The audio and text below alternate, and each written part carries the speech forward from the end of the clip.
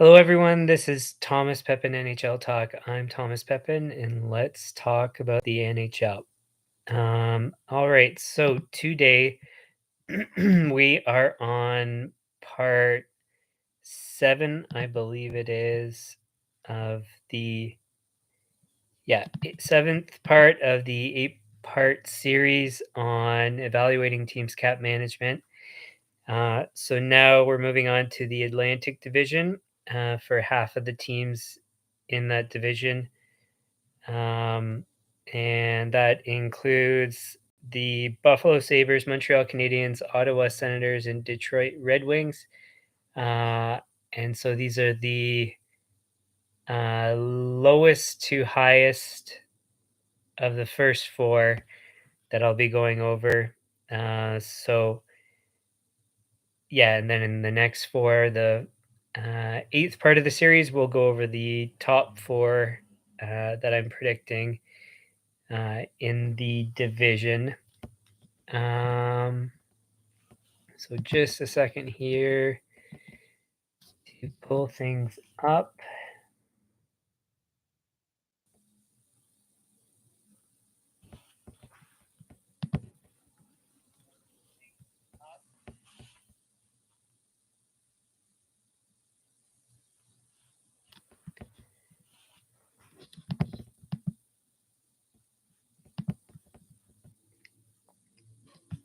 All right, so starting with the Buffalo Sabres, and again, the process that I go through here is I say the overall cap standpoint, and then break it down by position, take a look at the main contracts, and then talk about the flexibility and overall position of that position and its impact on the cap, and then do the same for defensemen, goalies, and then give an overall evaluation of what I think the team's position is in terms of cap management. So with the Buffalo Sabres, their current cap hit is $64.18 million. Their GM is Kevin Adams. And starting with the forwards, Jeff Skinner has 5 years remaining at $9 million per of an 8-year contract. His points last year were 63, 33 goals in 80 games, 14 points in 53, 23 in 59, 63 with 40 goals in 82. And then this was signed in 2019 after a number of really good years. So in 2019, he had his best year, 40 goals, 63 points in 82 games. So was looking very good. Good pedigree, first round pick.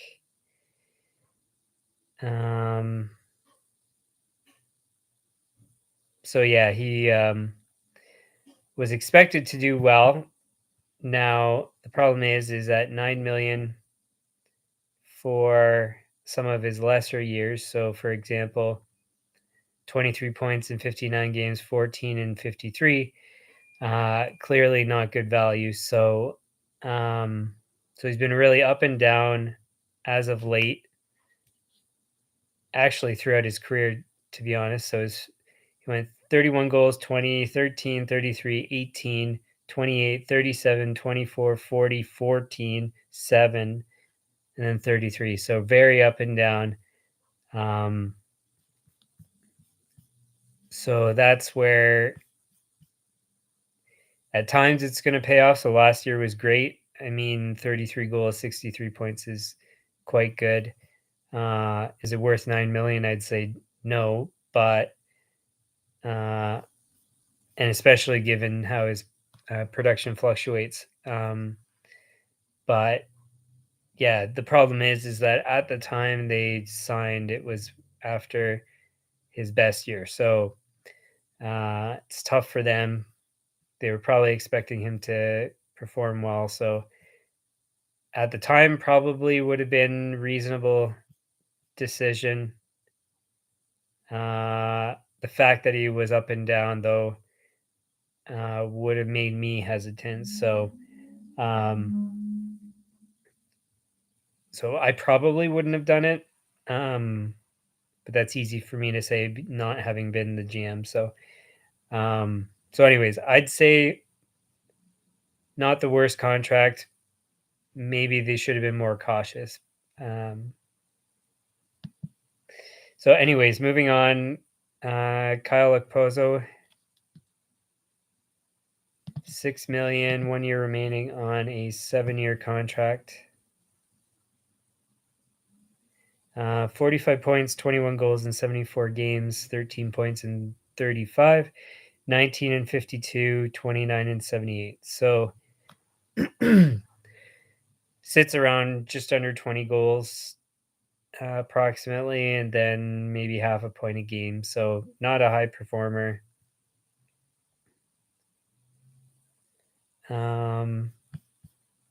Good pedigree. Was signed in 2016. I should say first round pick, and played World Juniors. And so he was signed after a few decent years, but he had been in the league for a little while, so hadn't shown really great promise, I would say, from up to when the contract was signed. So in that sense, I mean, again, one of those ones I'd be concerned. And then at 6 million for his production, I'd say is too high. So, I mean, the goal level that he's at is pretty impactful. So, I mean, 6 million is not crazy, but uh, I'd say,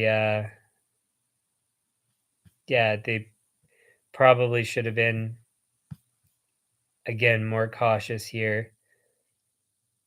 Yeah,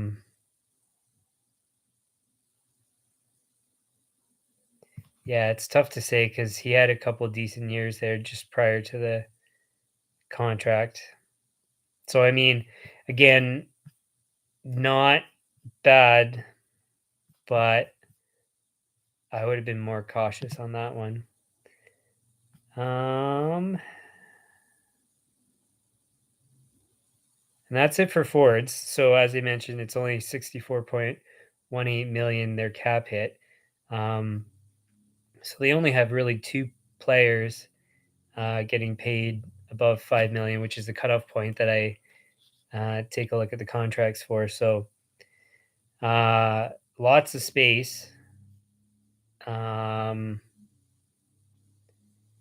My assumption is that they're just trying to build their roster still, and it's better to keep it inexpensive for um, management as a company. So, uh, or an organization, whatever you want to call it. So, altogether, I'd say it's smart to keep the contracts low, build up a good team, but it's been a long time coming for Buffalo.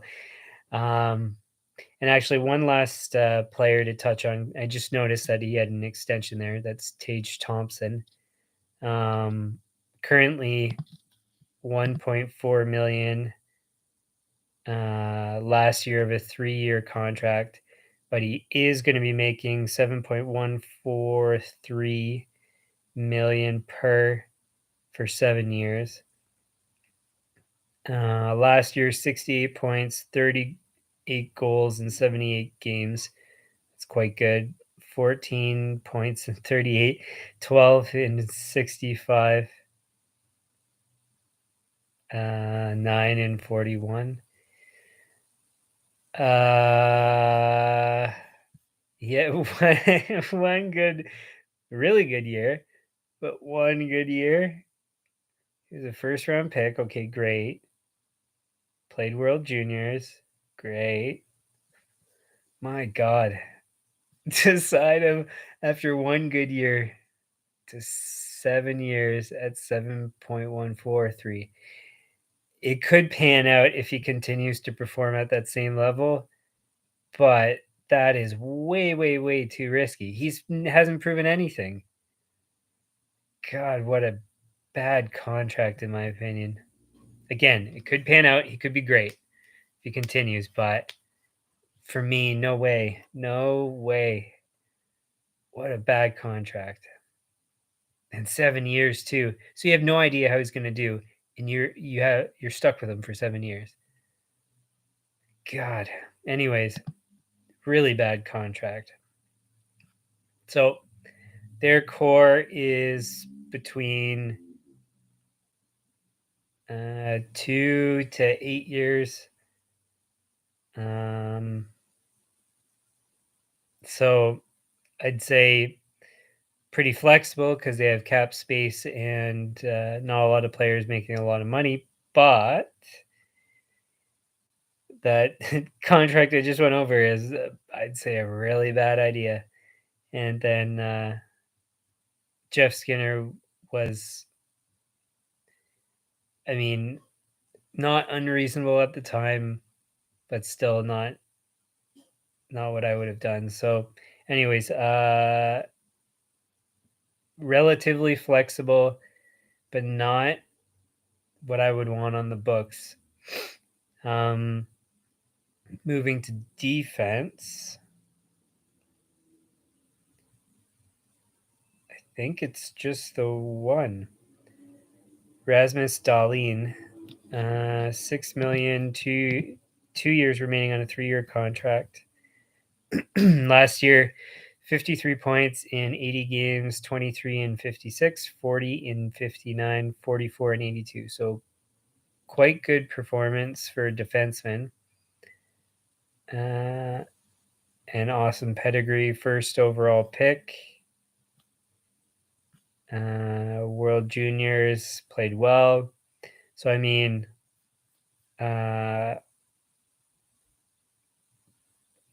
probably a world-class defenseman on a really bad team, or projected at least to be that. Great track record so far.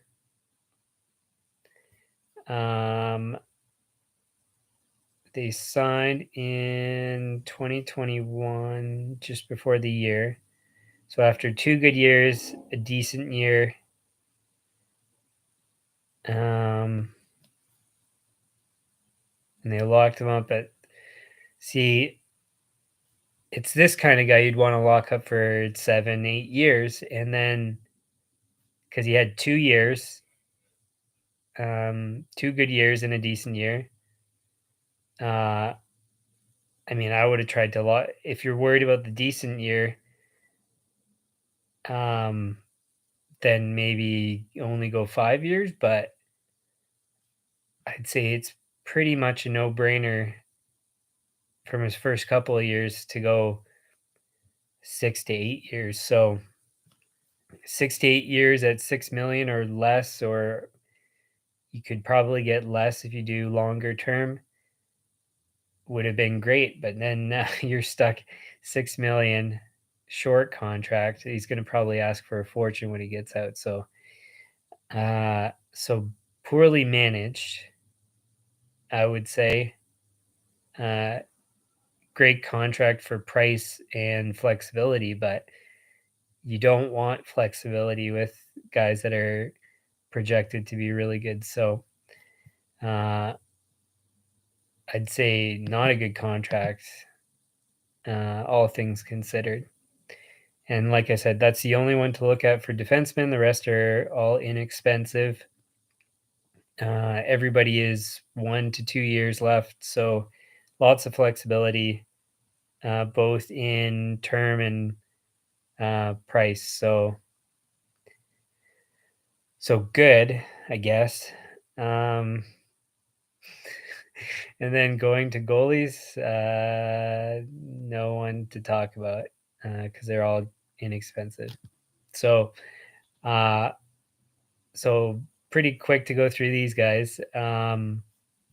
So great in terms of saving money. So that's good for the organization. So I'm sure the owners are happy because I mean, I don't know enough about the finances of the team, but I would assume they're probably doing reasonably well given the spending. And I mean, Buffalo's not a bad market. Uh, I don't believe.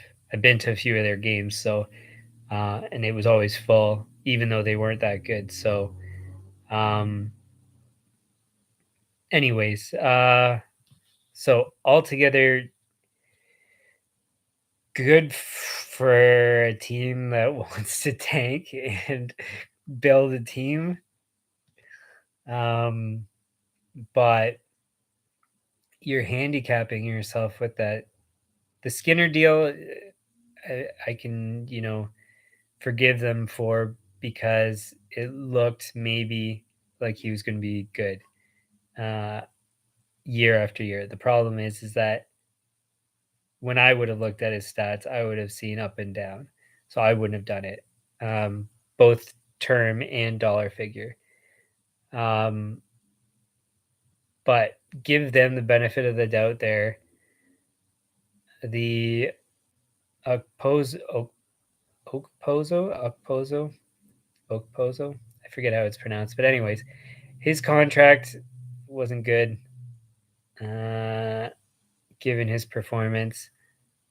I think it's Okpozo. Anyways, um, and then the Tage Thompson contract, I think, is it's a huge gamble. It could pay off, but I think it's a huge gamble. So, um, completely not competitive team. So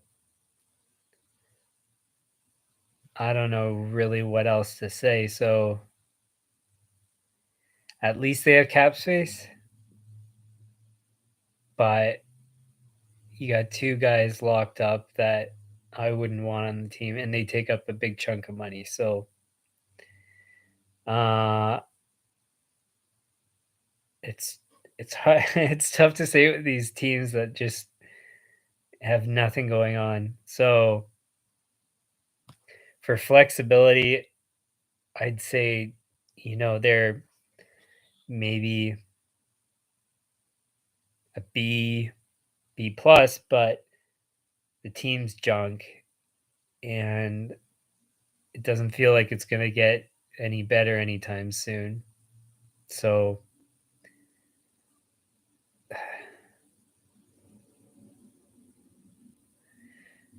I don't I don't know what to say about the team. We'll say, I mean, the Darlene contract wasn't very smart. We'll say B minus. So it's not bad. They've kept cap space, but it's just not a competitive team. They don't have anything going on. The contracts they made weren't that good. So they're kind of just not really set up well. So, and there's actually one guy I missed in the IR, Matthias Samuelson. God, this makes it worse. It might be worse than a B minus. So let's pause here. So, he's making, or last year of a $925,000 contract, 3 years, and then he gets 7-year contract, 4.286 per starting next year, 10 points in 42 games, 2 points in 12, and you sign him for 4.286. Yuck. What a bonehead contract to sign. Again, one of those guys, second round pick, played World Juniors, put up no points, 0 points in the World Juniors. He's a defenseman, yeah, but God, maybe he's going to be the best defenseman in the whole world, but I doubt it. Horrible contract, in my opinion. So that knocks it down a notch. So it was B minus. We're going to have to go with C plus. So the plus is for cap space. That's it. Cap space and flexibility, but very poorly managed, all things considered. So don't like how it's looking for Buffalo. All right, next up is the Montreal Canadiens. They are over the cap. Great job. 93.576 million.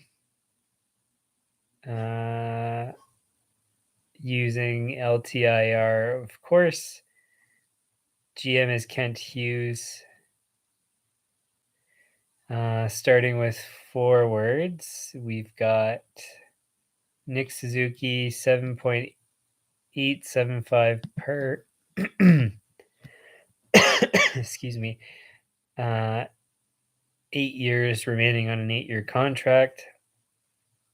Last year, 61 points, 21 goals in 82 games, 41 in 56, 41 in 71. So decent track record to start off. First round pick. Played World Juniors, so good pedigree. Great playoffs during their run to the final, 16 points in 22 games. So that's great. It was signed 2021 before the start of the year. So after 2 decent seasons and that playoff. 7.875. That's bold again.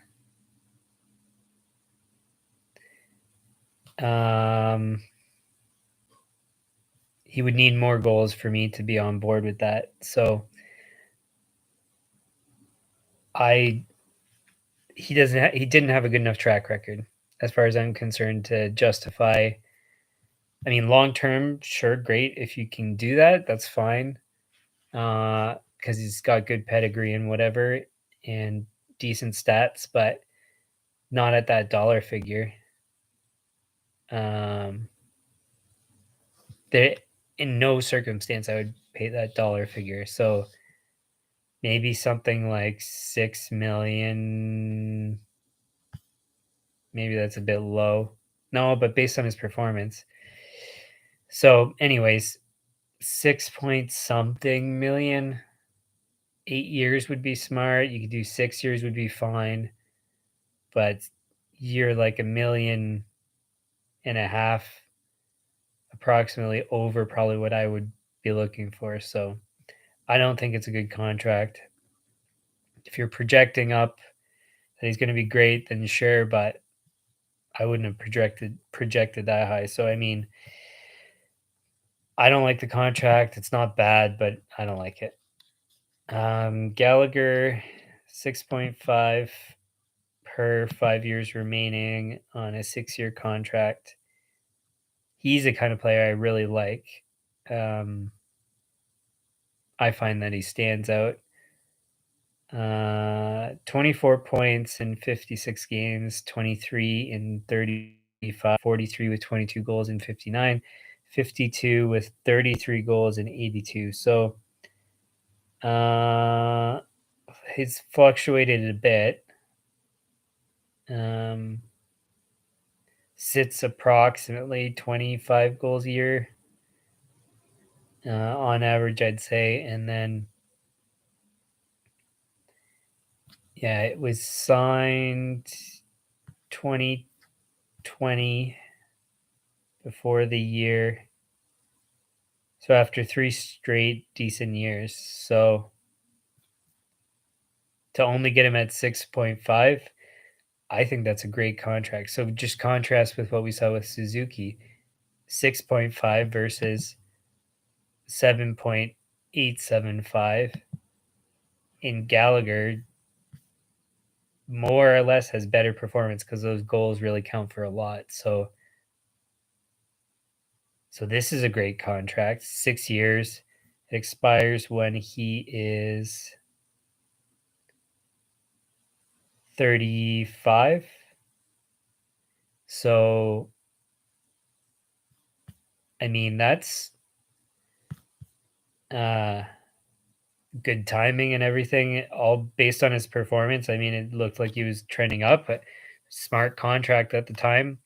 I mean, his performance has dipped slightly as of late, and he hasn't started off well this year. So, I mean, um, you don't know what the future holds, of course, but in this case, no brainer for this kind of contract. I think it's a great idea.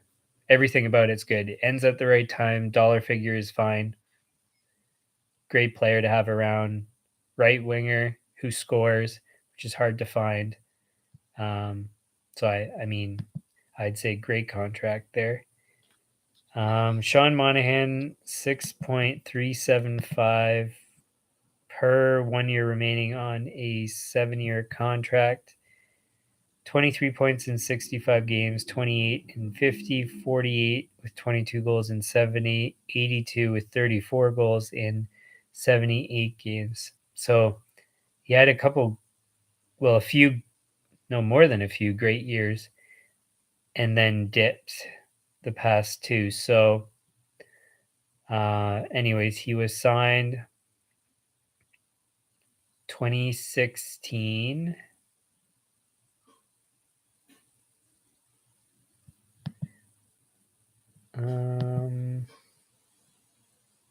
Yeah, in 2016, before the start of the year, which was after 3 straight decent years. So at the time of the contract, was smart, good pedigree, first round pick.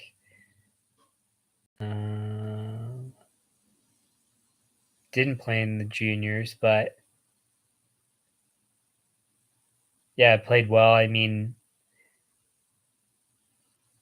in junior hockey. So So everything made sense to go with that contract. I think it was signed by the Flames, but based on that performance, 6.375 would have been smart. Unfortunate that he dipped in performance, but yeah, I'd say great contract when it was made. They picked him up.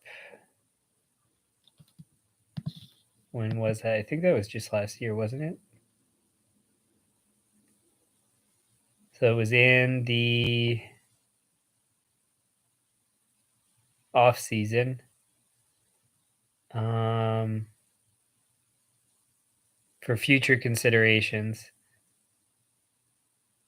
they gave him away and a first round pick. Huh. So he was given away and they picked him up. So, I mean, I'd say it's a no brainer to pick him up at that dollar figure, given his past performance, and you get a first round pick. So, very smart for Montreal to get him.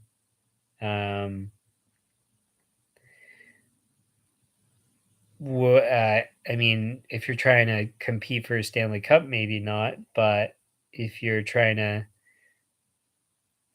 rebuild, which I don't really know what Montreal is doing, it's not a bad idea. So I'd say good job um, having that contract. So next up, Josh Anderson, 5.5 per 5 years remaining on a 7-year contract. Last year, 32 points in 69 games, 24 in 52, 4 in 26, and 47 with 27 goals in 82. Was signed in 2020. and this is not looking good. In 2020, God, at the start of the year, um, after 4 points in 26 games. So he had, you know, one good year, 27 goals, 47 points in 82 games. I mean, the goals count for something, but points are quite low. And so they signed him for 5.5 per with essentially one good year, but he's not even that great of a year. If he was consistently producing that amount, 5.5 isn't that crazy because you could project him up, and like 25 goals is pretty great. So I don't know. Just doesn't seem smart at all. He had one good year. So anyways, 5.5, yeah, I'd say that's not a good contract. Should have been more cautious, and especially not 7 years. What are you doing? If they had some crystal ball and knew that he was going to be the best player in the world and 5.5 was going to be a steal, great, but no, his stats didn't give you that indication, so I'd say bad contract there. Jonathan Drouin, great pickup. 5.5 per last year, remaining on a 6-year contract. Don't want to knock the guy, obviously, for his personal issues, but performance hasn't been good. And we're just talking about performance here. So 20 points in 34 games, 23 and 44, 15 and 27, 53, which is reasonable, in 81. So his best year is 53 with 21 goals and 73. Smart for Tampa to trade him, not smart for Montreal to pick him up because of what they gave up to. I think it was Sergachev. So anyways, yeah, it was signed in 2017 at the end of the year.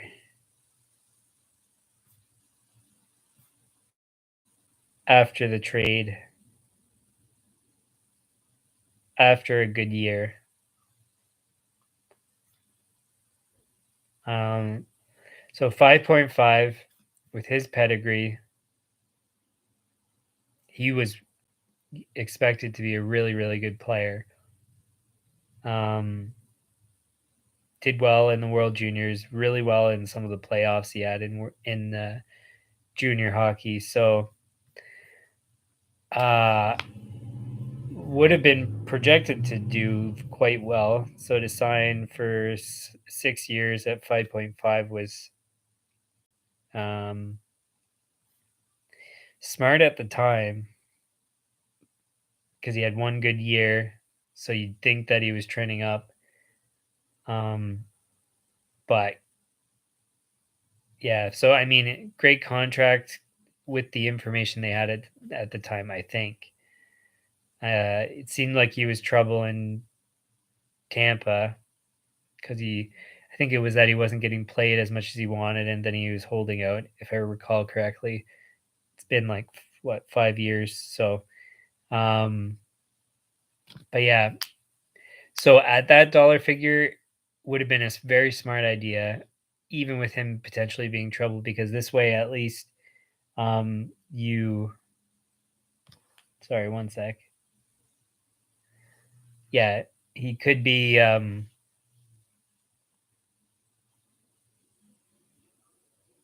sorry, I thought the stream got frozen there.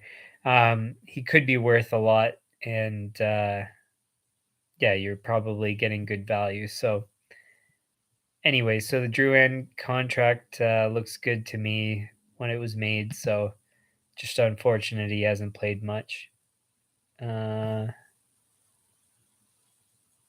Last one for forwards is Evgeny Dadonov. 1 year remaining on a 3-year contract, $5 million per. Last year, 43 points, 20 goals in 78 games, 20 points in 55, 47 with 25 goals in 69, 70 with 28 goals in 82. So some really good stats for some of those years, most of the years. Was a 3rd-round pick, played World Junior, with KHL experience. So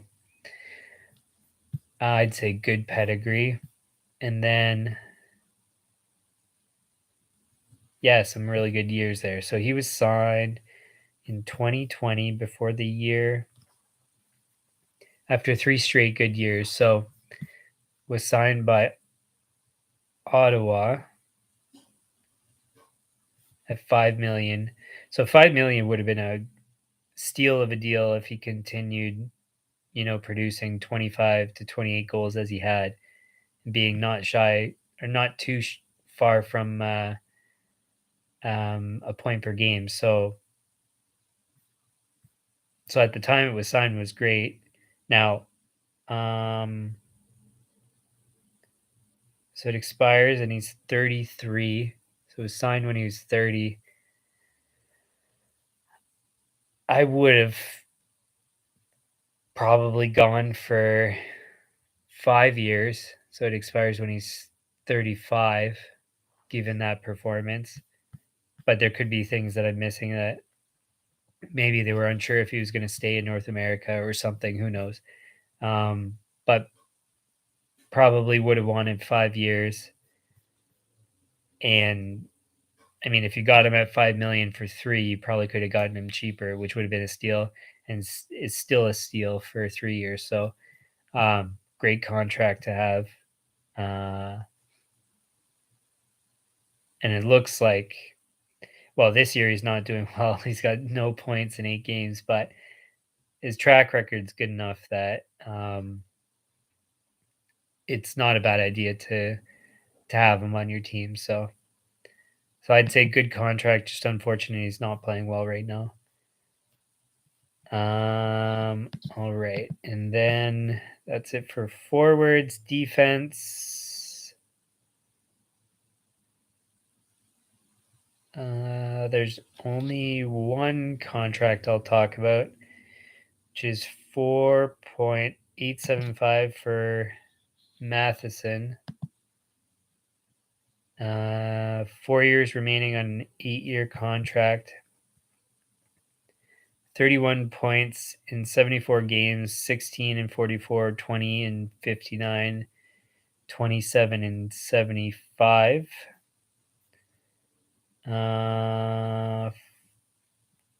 Was signed in 2017 after one mediocre year. 17 points in 81 games. Was a 1st-round pick. Played well in college. To sign for 8 years at 4.875. God. There's maybe he's good defensively. I don't know, and his performance panned out to be approximately worth it. 27 points or 31 points for 4.875 is not horrible, but you had no idea that was going to happen. So, well, maybe it was he played in the World Championship for Canada and had 6 points in 10 games, then 7 points in 10 games the next year. So you thought he was going to be, I don't know, that's just not enough for me. So, and then at that dollar figure, that's too high given the risk. So I'd say a really bad contract. It panned out for Montreal, I guess, in the end to have it. but it's still slightly too high. I would say it's a bad contract. So, and what I missed talking about was forwards, the flexibility there. So, core is between 1 to 8 years. It was for Suzuki. The important ones are basically 5 to 8 years. So yeah, the dollar figures,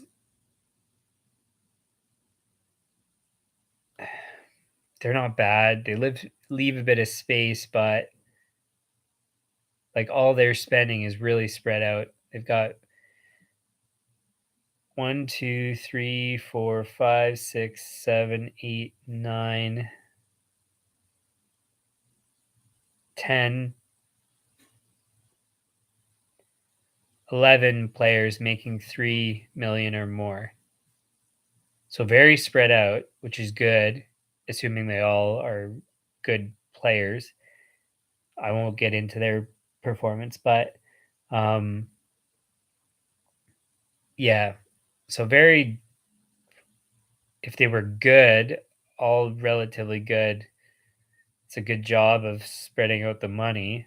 But at the high end there, I think they've overspent for both Anderson and Suzuki. So not inflexible, not flexible, just not really a good forward roster. And then defense, there's what is it? 1, 2, 3 players making 3 million or more on defense. So again, same thing, not crazy dollar figures. So good job there. So and the core is basically 3 years. So good 2 to 3 years. So good flexibility there. Not expensive. So that's good. Just not a good team. So it's hard to really say more. And then in net, they have Jake Allen, currently 1 year remaining on a 2-year contract, 2.875 per.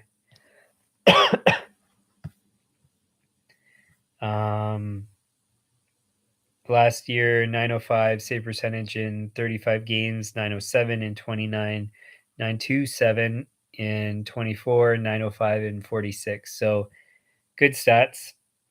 Was decent in a few playoffs with St. Louis. Was signed for 2 years in 2020, just before the year. So after a good performance, so really inexpensive in the end to sign him at that amount. So he's a great 1A, 1B kind of goalie. Have him share the net with somebody else like a Bernier or something like that. You'd have a pretty good tandem. So if you have a couple inexpensive contracts like that, that'd be great as a tandem for goalies. So I think a great guy to have around. Great contract. Then was signed for an extension. Where is it here? Of 2 years at 3.85. An increase of $1 million. Sorry, did I say 2 years? 2 years, 3.85. That starts next year. A raise of $1 million. Yeah, even at that dollar figure is perfectly fine. So I'd say great contract. What they're it looks like what they're doing is filling the net while price is out. And I don't like spending So we'll go to Price's contract, and this will make sense, but they've overspent on goaltending, even though Carey Price has been one of the best goalies in the league at times. Um, you can't have his contract plus this contract. It has to be this and a Jonathan Bernier or Carey Price and $1 million contract or something like that. So it's fine to have this contract, and I'm pretty sure it's because of Price's injuries, and they're trying to cover, like, fill the gap while waiting for him. But um, yeah, just not. It's doesn't seem like it was a good idea unless you didn't have Price. So, uh, good contract for the player, but not doesn't make sense for me in net. Um, and that brings us to Price, 10.5 million per, 4 years remaining on an 8-year contract.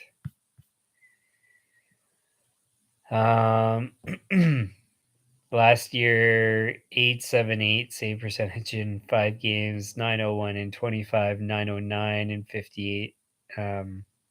I should say the 25 games, he had 22 games in the playoffs, 924, and was really good. That was a run for the cup. Didn't win in the finals, but anyways, so 909 and 58, 918 and 66. So has had some injury problems pretty much throughout his career, but um, it's only been kind of spotty, a couple spots here and there. Great goalie, but to eat up 10.5 million on a goalie,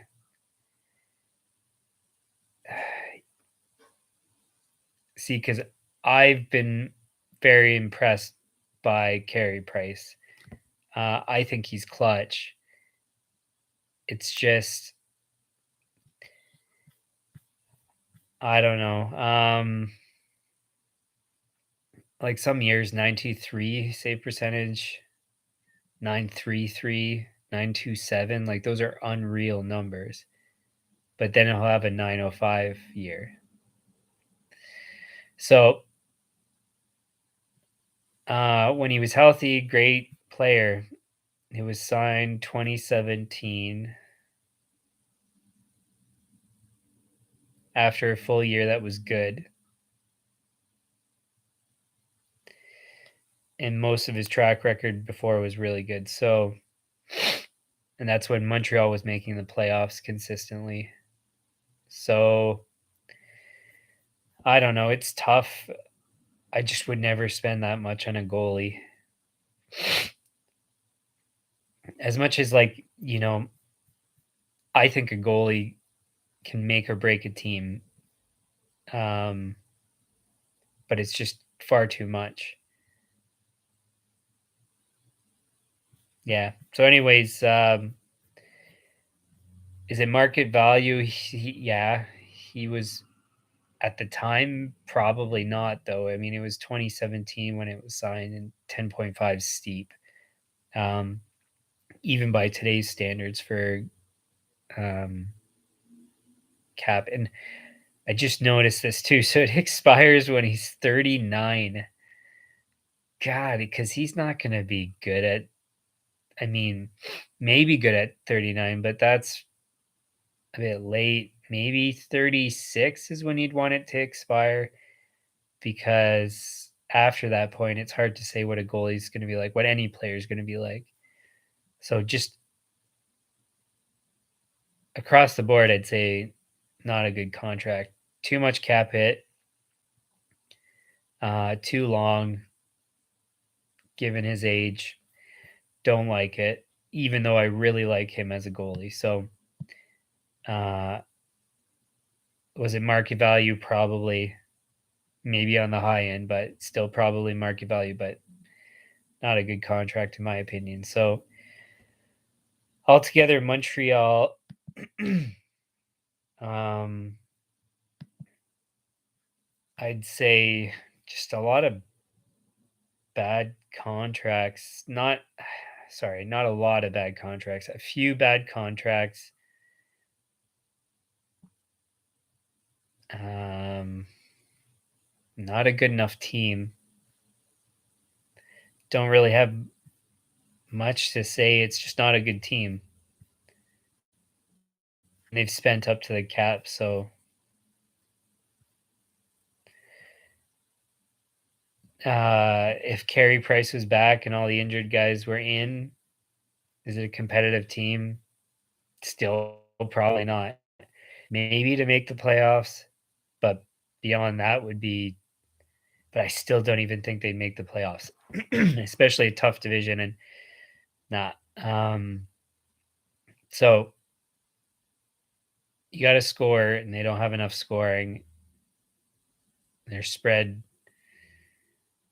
across a lot of players. I mean, let's just pull some guys up for interest and see what their scoring is at. Because maybe I'm missing something. Maybe these guys are better than I'm giving them credit for. Hoffman, 20-ish goals. That's pretty good.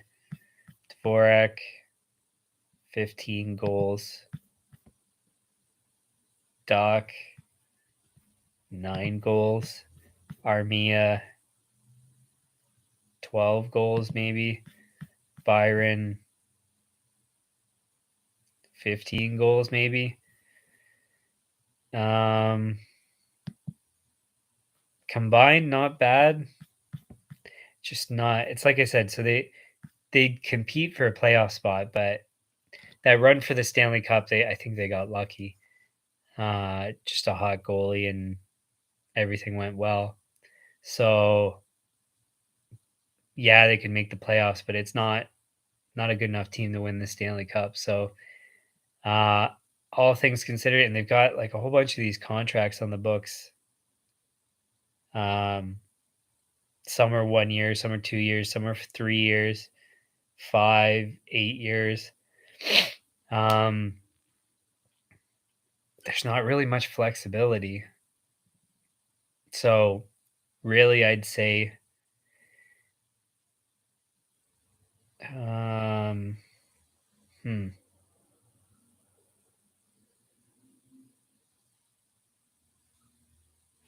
We'll say a C. So good enough to make a relatively competitive team, but um, beyond that, they can't. They're not really good enough, in my opinion, to win ever, and they're stuck that way. So they can't be better than a C. So yeah, a C for Montreal. Um, Next up, Ottawa Senators made a lot of moves this offseason. And I thought a lot better of a team.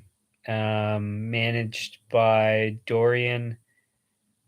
Current cap hit of 78.386. So a bit of cap space, 4.114. Brady Chuck, 8.206 per 6 years remaining on a 7-year contract. 67 points, 30 goals in 79 games last year. 36 in 56, 44 with 21 goals in 71, 45, 22 goals in 71. So decent goal scorer, great pedigree.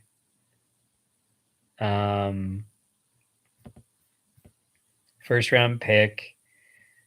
Family's well known for being excellent players across the board, even their dad.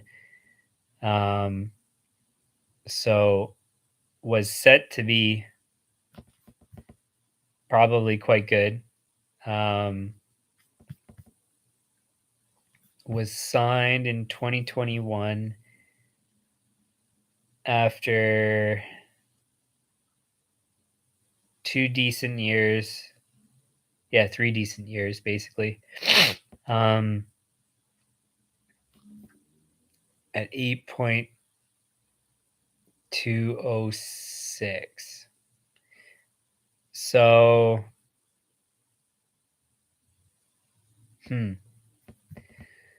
that's tough because it's still projecting him to be. So it was accurate compared to last year, what they projected him to turn out being. Where his dollar figure is a good value, like very good value for what he did last year. So would you project him to be that? I would say it's pretty darn close given his background. So was probably a good bet. 7 years is, I like the fact that, chopped off a year, dollar figure's good. Because if you're going to pay the higher amount, chop off a year for a bit of flexibility in case it doesn't pan out. Not that it's much flexibility with a 7-year contract, but um, yeah, it was a good bet. I'd say smart bet, and especially given his type of play, he's a tough player and produces. So um, I'd say it's a great contract. It was smart to make at the time. I'd say well done. Next up, Claude Giroux was signed for a 3-year contract in the off season, 6.5 million per. Last year, 23 points in combined is 65 points with 21 goals in 75 games. 43 points in 54, 53 with 21 goals in 69, 85 with 22 goals in 82. So his best years, I would say, are mostly behind him. Contract expires when he's 37, which is a bit old. At 6.5. So it's not that risky at 6.5 given how consistently he's performed. Last year was pretty good, or you could even say great. Did well in the playoffs. So expiring at 37 is a bit old, but still, all things considered, decent value. If you can get up 20 goals near a point per game for maybe 1 or 2 years, I'd say it's worth it. Because maybe it could go longer. So I'd say good contract, maybe slightly high because of his age, but it's not bad. I would have wanted maybe high 5 point something, so maybe 5.8, something like that. But it's close enough. So decent contract there. Alex DeBrincat, 6.4 per 1 year remaining on a 3-year contract. Wow, I didn't notice he got that many points. So 78 points, 41 goals in 82 games, 56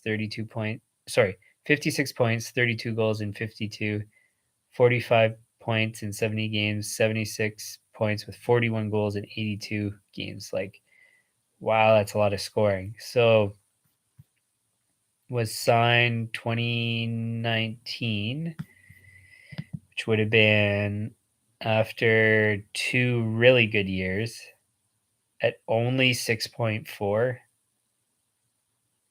Like, that's really, really good value. Just you would have wanted to lock him up. So there's something there. Maybe I'm missing. Great pedigree.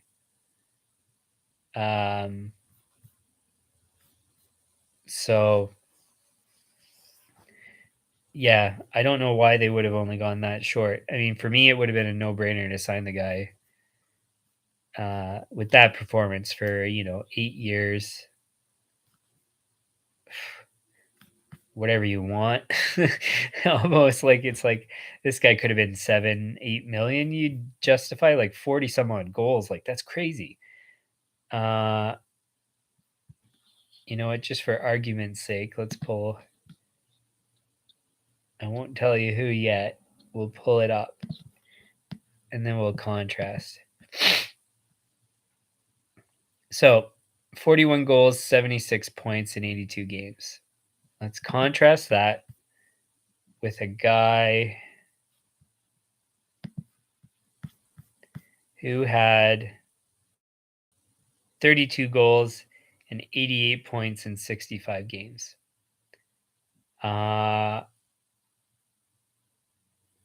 you know what? Okay, let's go with his best year. 41 goals, 99 points in 82 games versus 41 goals, 99 points, 82 games, 41 goals, 76 points in 82 games. So only a difference of, well, 23 points, but the same goals. One's making 6.4, the other one's making 12.6. McKinnon versus DeBrincat, the performance of their best years are almost the same. I mean, not that far off. And one guy is getting paid half as much. I would never pay a player as high as McKinnon. I mean, it's like I said it previously. So McDavid, Draisaitl, there's not really many other players I paid 10 million for. I would trade them and then build a roster spread over a number of players. So there you go. That's a great example of where you got a guy at great value, another guy at what I would say is bad value. So, yeah. So in this case, great contract. Should have signed him long term. That's the bad part of it. Good dollar figure, some flexibility, but bad idea signing it short term. So I'd say bad contract given his track record, given his age, and what you could have locked him up for. So, but not bad altogether, just given you have him and you can always extend. It's just now you're going to be paying probably a fortune. But anyways, Batherson, 4.975 per 5 years remaining on a 6-year contract. 44 points in 46 games, 34 in 56, 10 in 23, 9 in 20. So not really much. 4th round pick, played World Juniors. So okay pedigree, decent pedigree. Was signed in 2021 before the year. After one decent year, two not that decent years, where he was back and forth with the AHL, and you sign him for 4.975. I'd say that's definitely a bad contract. Maybe you're projecting him to be good, but there's no track record there, so it wouldn't be good enough for me. So 6 years, I guess slightly some flexibility. I mean, for me, it would have been 4 years at 4 years at maybe 4 million, just under 4 million, around plus or minus 4 million. If you had him for 6 years, it should have been less than 4 million or something like that. So, anyways, I'd say bad contract here again.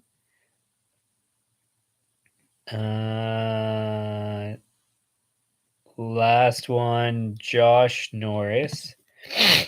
7.95 per 8 years remaining on an 8-year contract.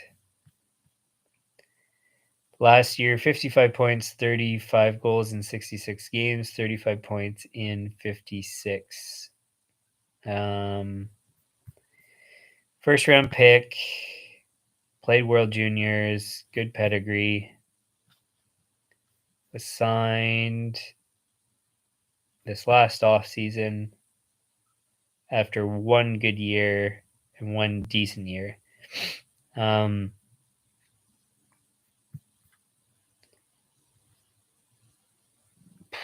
It's a bit steep. I mean, the pedigree's good, one good year.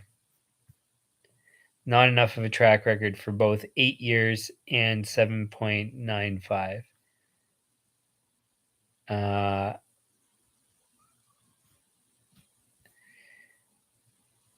I mean, if you're going to try to get him at long term at a decent price, maybe do a bridge deal another year to see that he pans out. That's not enough of a track record for 8 years. And if you're going to do 8 years, that's way too high of a price given his one good year. So, I mean, 35 goals, 55 points in 66 games is great, but that's 1 year. So, anyways, would a lot of GMs do it? Probably. Would I do it? No. I would have maybe done 3 years at, something reasonable. You could justify maybe this dollar figure for 3 years because you're one good year, and then you're like, okay, we'll prove it, but we'll still pay you. And then if you have to extend afterwards, that's where you get into money problems because that's already steep. You'd hope that he'd be an RFA at the end and then trade him if you have to. But anyways, I think they jumped the gun, so too risky, too high price. Might pan out in the end, but I wouldn't have done it. So not a bad contract, probably market value, probably what other people would do, but not what I would do. So for forwards, it's between more or less 3 to 8 years. Their core. Oh, I missed the Stützle extension. Sorry.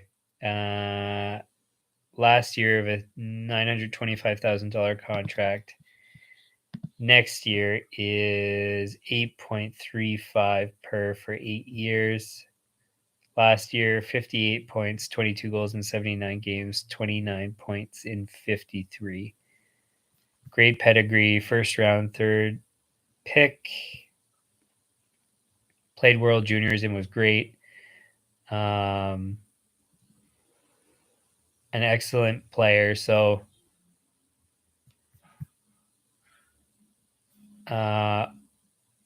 even though it's only 1 year, locking him up for 8 years is not crazy. This guy would do it. Norris, I wouldn't have. But yeah, in any case, 8.35, I would say. I don't know. It's tough. 8 years is not crazy, but 8.35, it's the same story as Norris. Like, you're really, really committing to these guys, expecting them to be great with limited track record. I would have bet on Stützle more than Norris, and both are, I mean, like I said, a GM could reasonably do this, but I wouldn't have. Bridge year or two, maybe, and then pay this, but then they're going to ask for more, and then I would want to trade them. So I don't know. It's tough to be in this spot.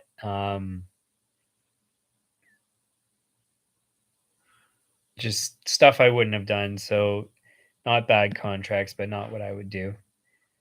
Yeah, so altogether, if the team pans out, I'd say, 8.2 for Tkachuk, Stutzla 8.35, Norris 7.95. Like those aren't crazy expensive contracts. And to round out the rest of their roster with a few 6 millions, a 4 million, a lot under a million. So you're really committing to the core. They just better be good is the problem.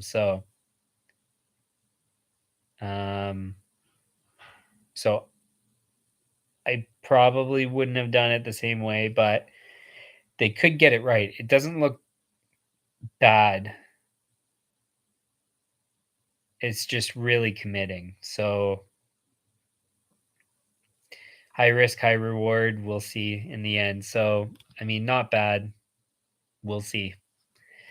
On defense,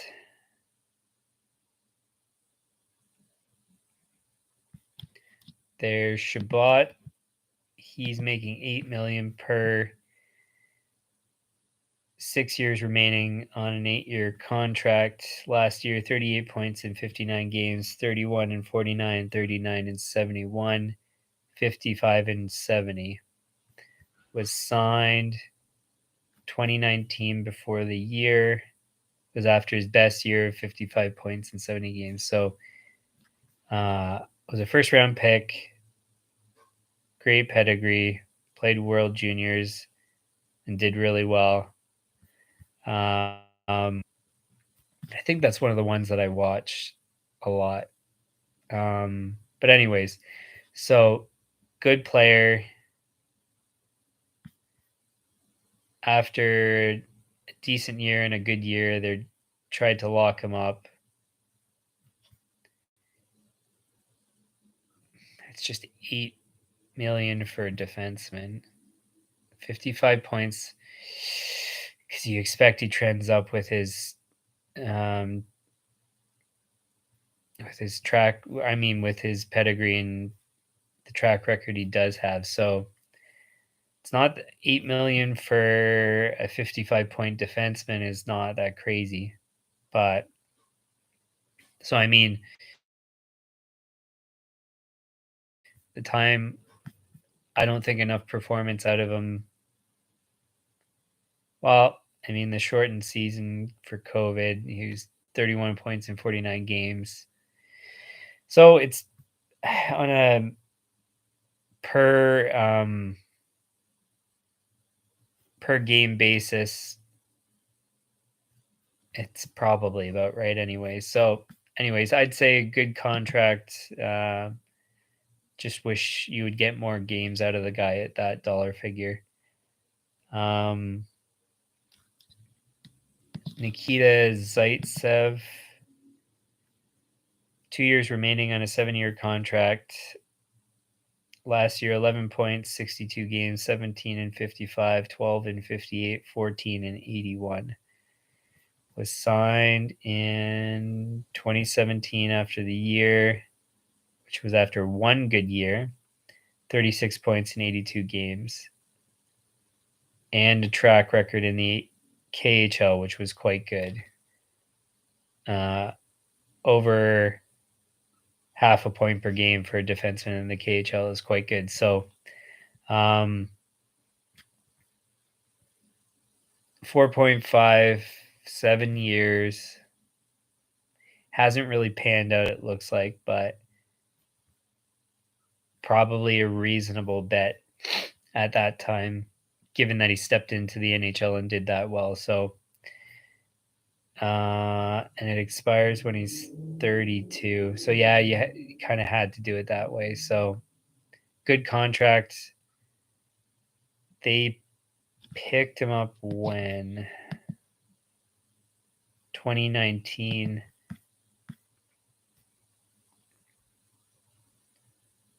After then 2 mediocre years. What did they give up there?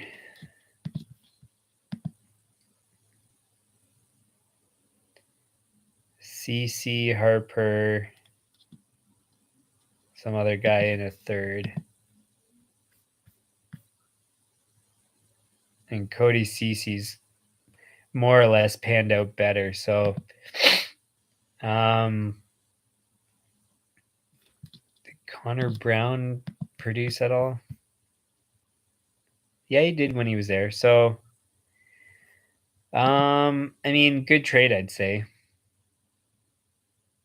because he could have had upside. So, anyways, so good contract to have on the books, all things considered.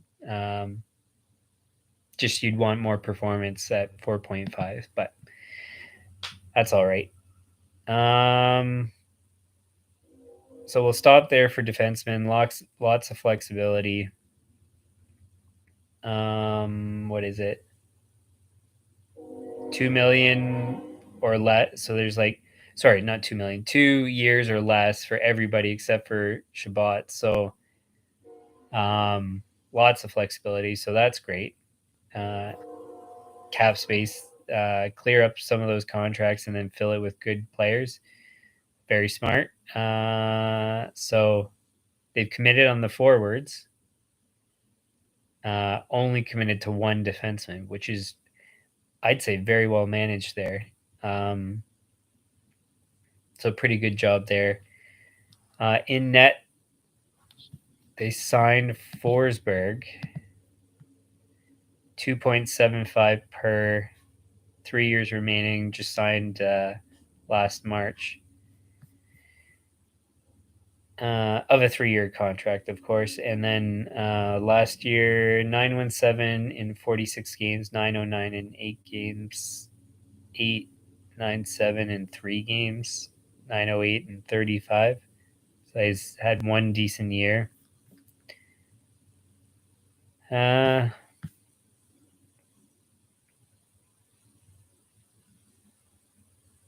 Played well in the AHL, so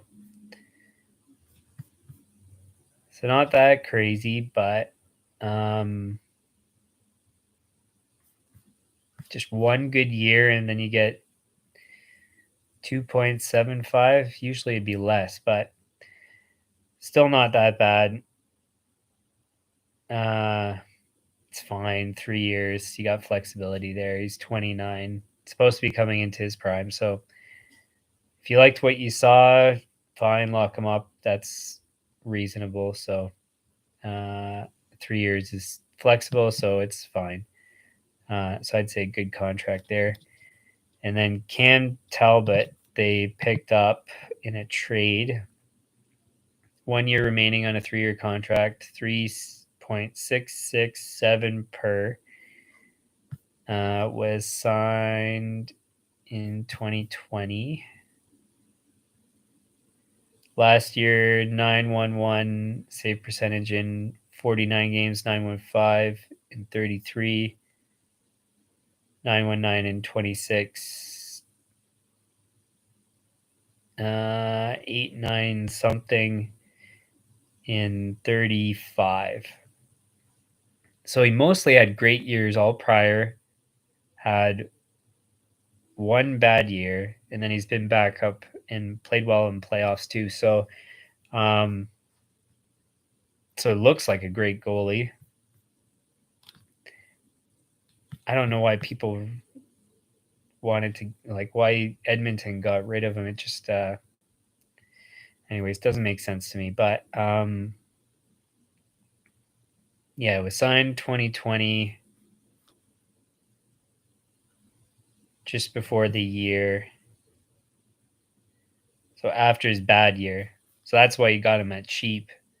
So I'd say really, really good contract to go for. Had an off year, big deal. I would put that money down for him. 3 years, I would have probably signed him for more. Maybe 4. Expires when he's 35. No, 3 years is right. Expire at 35 is smart. Because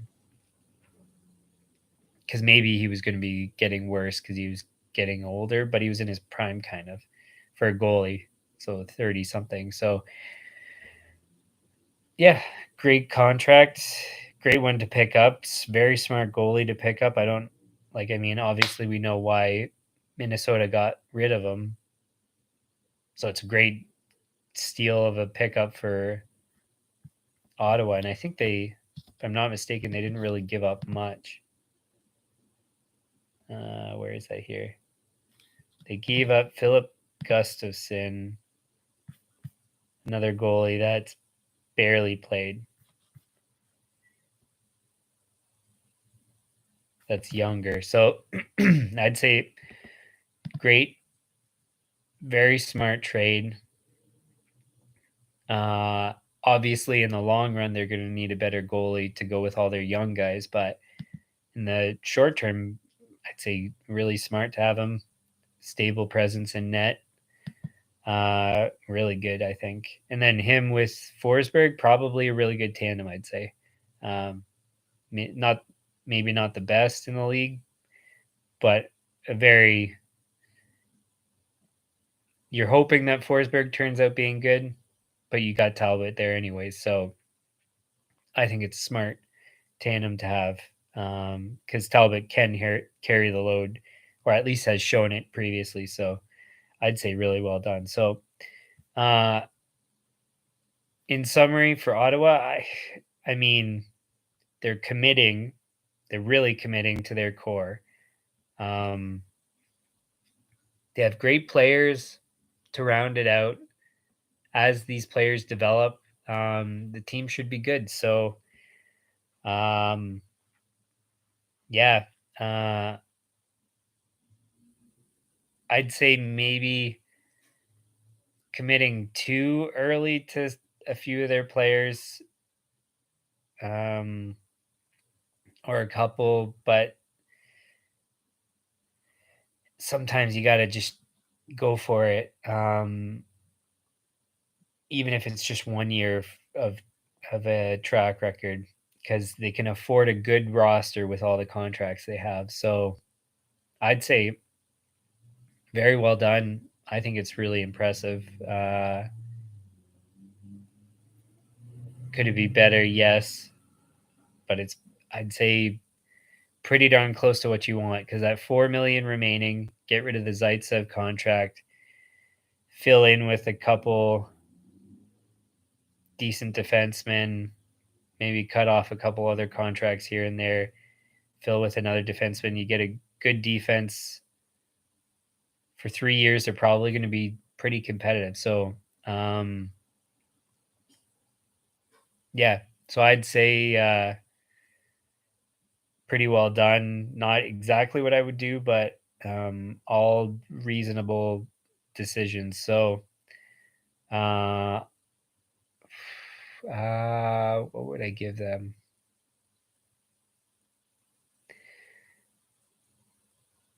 First instinct is an A. I don't like some of the stuff, um, but it's pretty darn close. So, yeah, you know what? We'll give them an A. Uh, I, with the caveat that I think they did a bit of risky moves with some of the long-term contracts, but it's I think they made good decisions at the time that they made them, and we'll see how it pans out in the long run. So, if I had to guess, I think they're going to be a good team uh, in maybe 2 to 4 years. They'll start to be potentially, I'll say, competing for a Stanley Cup. Um, but with the caveat that I don't know if they chose the right guys, maybe committed a bit early, but we'll see. So I think really well done. They get an A. All right, and then the last one is the Detroit Red Wings. So the Wonder Boy Stevie Eiserman at GM. I've been very impressed with what he's done, and I've gone over this. I think in a previous stream there, uh, talking about the Red Wings being the next New York Islanders, the next Tampa Bay Lightning. Sorry. Uh, yeah. So that if you want the longer form, you can go over to my third stream. So it's titled "How Long Until the Detroit Red Wings Are the Next Tampa Bay Lightning." So if you want a deeper dive, you can go there. But otherwise, we'll just do a kind of a abbreviated version here. So current cap hit 78.837, 5.663 cap space. Starting for the forwards, 6.1 million per 1 year remaining on a 5-year contract for Larkin.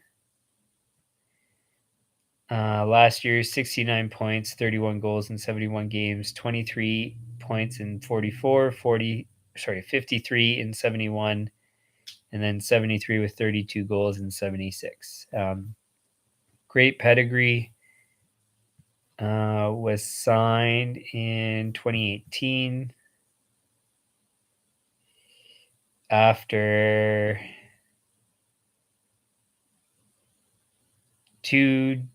basically 3 decent years. So actually great timing of when they signed him, which is why they only had to pay 6.1. So great timing, great contract. Now it expires when he's 26, in his prime, and just had a great year. So, and is on track to have potentially an even better year. So, what I would have locked up for 8 years, they did for 5. That was Ken Holland. So, I mean, not Steve Yzerman's track record, but I mean, for me, it would have been an 8-year, whatever you'd pay, 6 million or something. It would probably pan out being maybe more, maybe even less. So, I mean, 3 decent years, that's when you would lock them up for sure. So, don't like the contract. Steve Yzerman inherited it, and it's not a bad contract.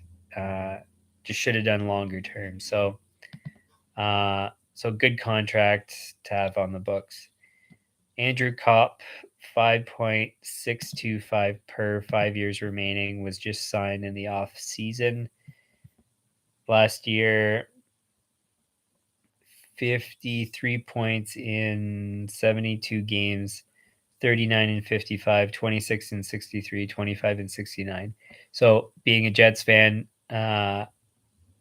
great defensive forward, can produce when he's put up in good spots, as we saw with the Rangers last year.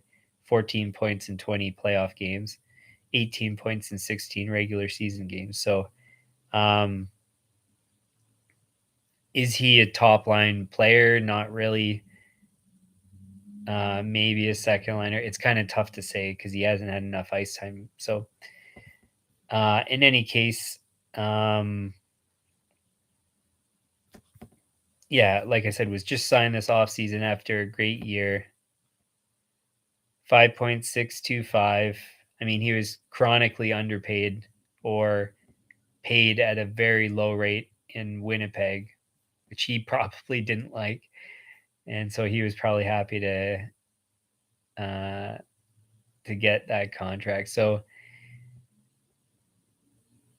I mean, I think he'll grow into a good role, maybe a second line center, or a second line winger. Probably not good enough as a first liner, but probably a really solid second liner. Maybe I think he looks good enough that he could probably get 20 goals, maybe like 50 points a year. Assuming that's the case, 5.625 is a good contract. If he gets less than that, then it might not be, but because he's a good two-way center, it's not horrible. So I'd say committing 5 years, given he only had his New York time as really good. I don't know. It's a bit of a commitment, but still flexibility in there at 5 years, so it's not bad. And on top of it, to be honest, they're kind of building maybe in the 3 to 5 year range. So, but at that point, he'll be towards being off the book. So it's not, and also with inflation for the salaries, it's probably going to be reasonable anyways. So I'd say it's fine. They have to spend some amount to hit the cap floor at least and round out a roster. So I'd say it's good.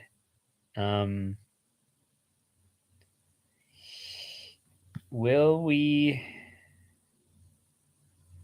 Yeah, we'll touch on Perron. 4.75 per 2 years remaining on a 2 year contract. Last year, 57 points, 27 goals in 67 games, 58 points in 56 games, 60 points, 25 goals in 71, 46, 23 goals in 57. So, chunk of goals, basically 25 goals a year, and around a point per game. So that's quite good, actually. And to only pay 4.75 is great. He's 34, 2 years, 36, still should perform. So I'd say really, really good contract, perfect timing. So great job there, I think. And also, like I said, works with the rebuild of once that contract's done, you maybe might sign him for a year, but gives you lots of flexibility. So very smart there. And then Tyler Bertuzzi is the last one we'll talk about for forwards. Last year of a 2 year contract. Last year, 62 points, 30 goals in 68 games. 7 points in 9 games. Didn't play much there. Was hurt. 48 points, 21 goals in 71 games. 47 points, 21 goals, 73 games. So 20 some odd goal scorer. Last year was really good.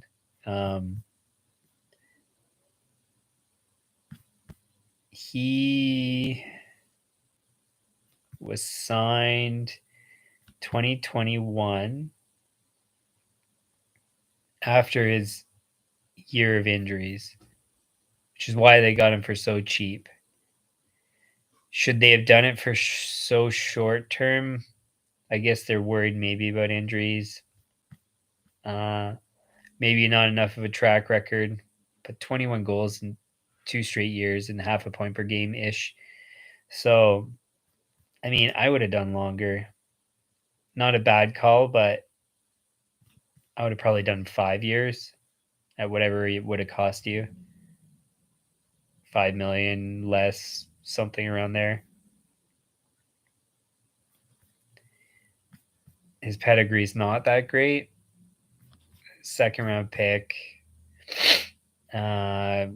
Good junior performance, but I mean, is that enough? It's hard to say.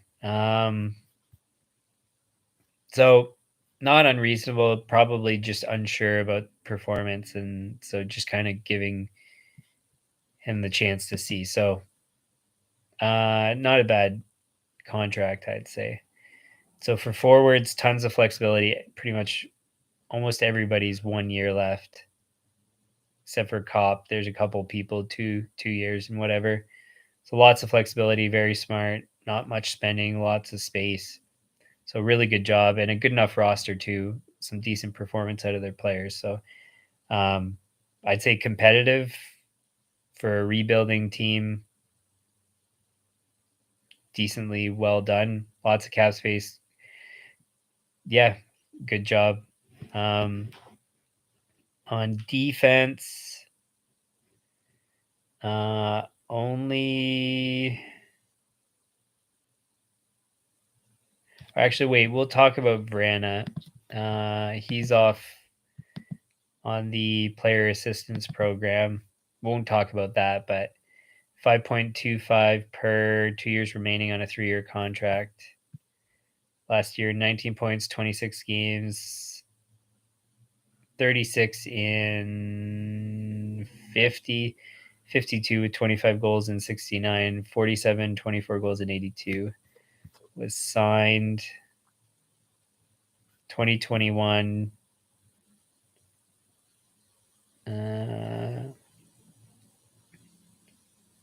After a decent year, good year, decent year. 5.25. Yeah, not that much risk. Probably a 20 goal scorer. So worth the dollar figure. So, and short contract to, I mean, maybe a bit too. I mean, it depends on if you think that you want him long term. And I think in this case, what he's indicating with 3 years is that he might not want him. So fine, lots of flexibility, decent job.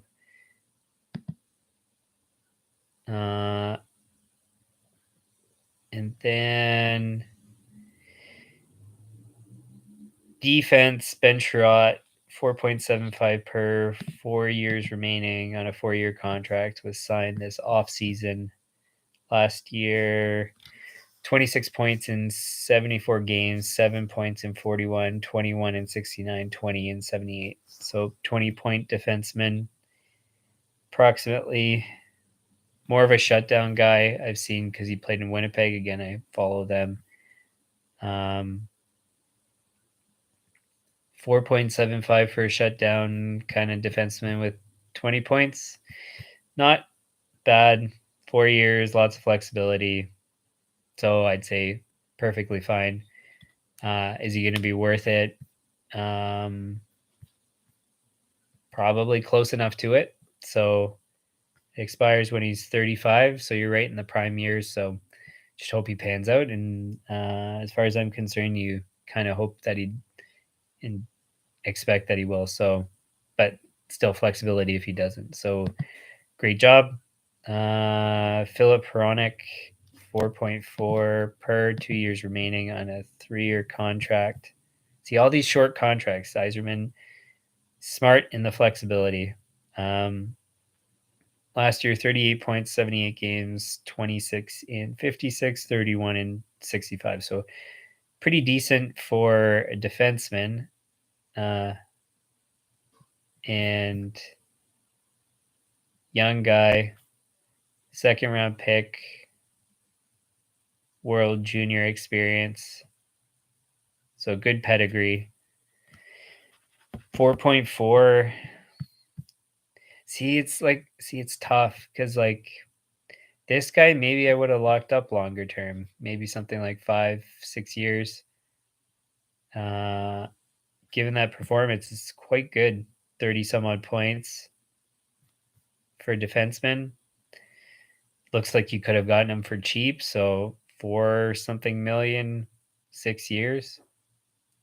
I probably would have done that instead of 3, but maybe he's leaving flexibility to do more of what he wants. So I guess we'll see in the end, but I would have done it differently, but not bad. And Yzerman's smart, obviously, because of what he did in Tampa. So I'll give him the benefit of the doubt there. Last, I thought there was another defenseman.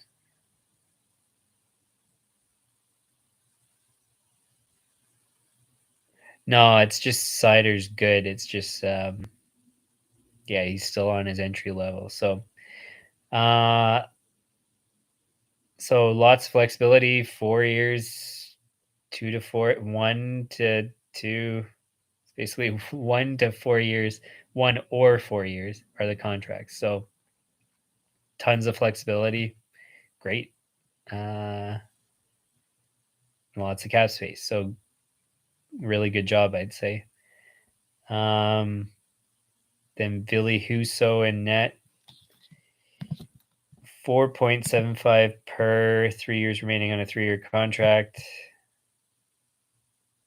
919 save percentage last year in his only real year that he played much, 40 games. 0.893 in 17 games. Fourth round pick, decent pedigree, played some World Junior,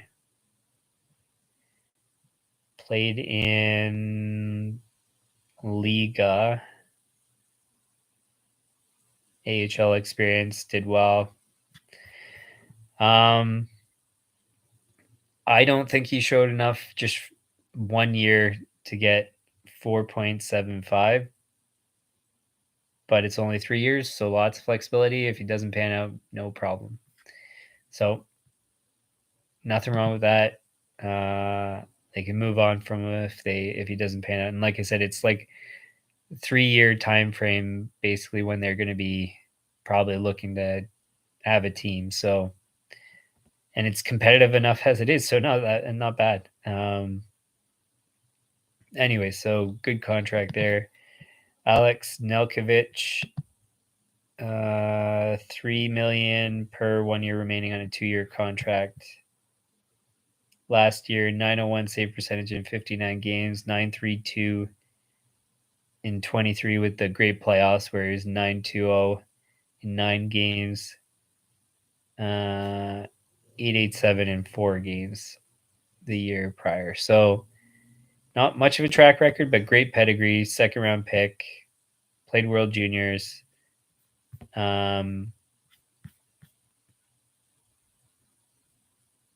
Was signed 2021. So after his, was that after?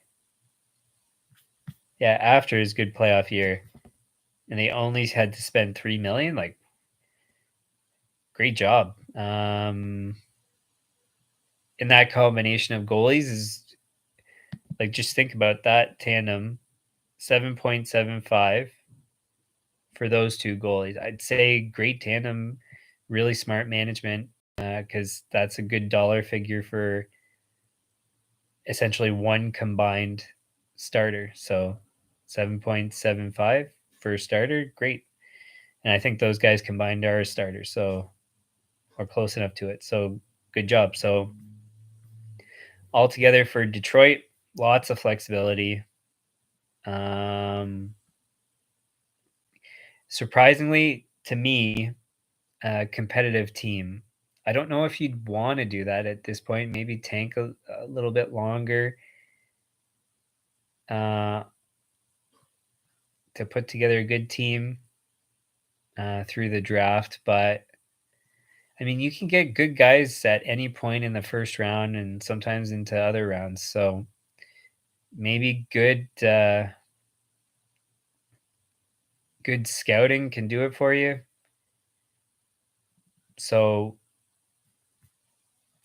so I don't know if you'd want to have this good of a team. Now, some people might argue that they're not a good team. I think they're a decent team. I think they're competitive for a playoff spot.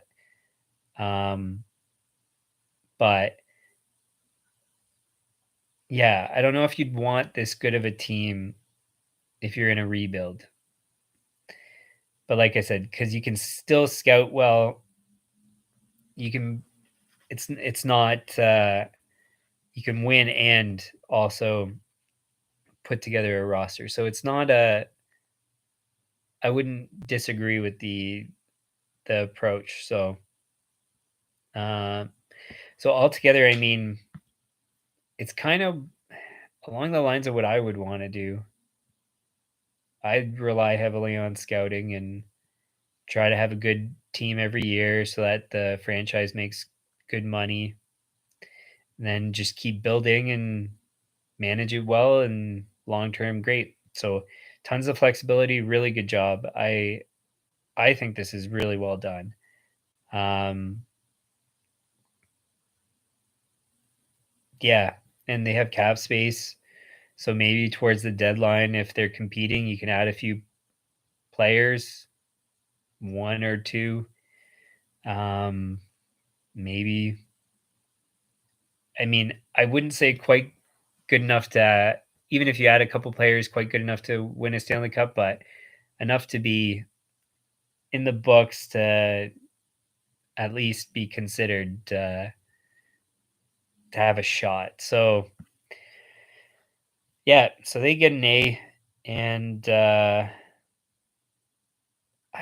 think it's great, very really smart management, um, and a quick turnaround from Eiserman taking over. Like, I really good job. So that wraps it up. We'll be going on to the last um, part of this 8-part series, which is going to be the my predicted 4 top teams of the Atlantic division, and then yeah, we'll go over some teams that I at least one team that I don't like so much, and some other interesting teams. So, anyways, if you like this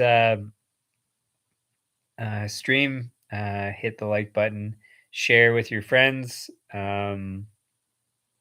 subscribe, and turn on notifications to be advised of next streams. So that would come in handy because I was delayed by 30 minutes today.